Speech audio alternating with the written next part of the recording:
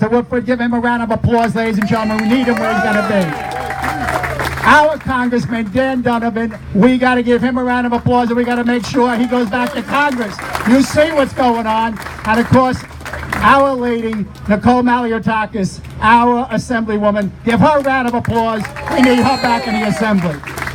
As Mike Long has said, there is a conversation going on, if you want to call it a conversation, and that conversation is from the progressive left.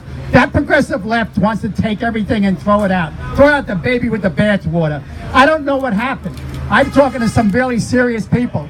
And I said, I can't talk to my son or my daughter when I get into politics. And I said, why? He says, because they're so different. Something happened.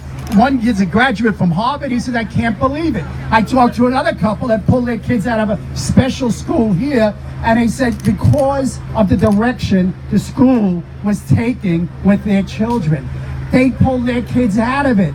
What's going on in some of our educational facilities across this great, great country? They are changing the mindset of some of our young men and women. I don't know what's going on, but I tell you right now, you see what's going on in Washington, D.C., don't you? Washington, D.C. is a disgrace what they did to those. I don't care whether you're a Republican or a Democrat. You all have the right to speak, and you all have a right to an opinion, but you don't have a right to threaten and to engage and to try to hurt people. And that's plain wrong, and we're not going to take that. We're from Bay Ridge, we're from Dyker and Bethesda, we're from Staten Island. We're not going to take that. We want civility in government. We want respect, and that's all we want.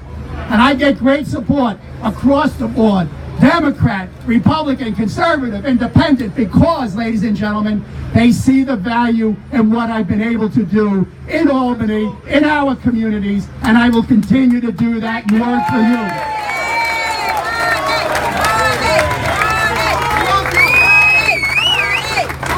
We need to rally our voters. It's that simple. If we get our voters, our family, our friends, our blocks, we need block captains. We need apartment building captains. We need our leadership here, right here on this street, to be able to make a difference and getting our vote into that voting booth and voting for the people that are going to make a difference for you, for your families, and for the future of our great city, state, and nation. So, ladies and gentlemen, we got to shut down that progressive left, and we got to bring back those values that our forefathers brought to this country. And that's civility. That's one great, great nation under one flag, under God, to be able to do what we do. And that's what we're going to continue to do. Ladies and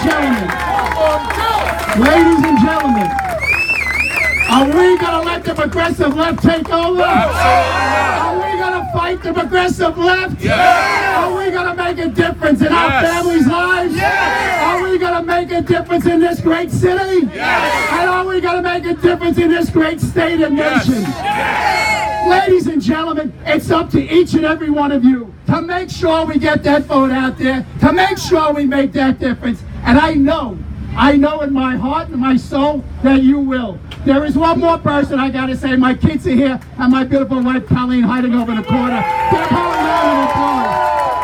Another sainted woman.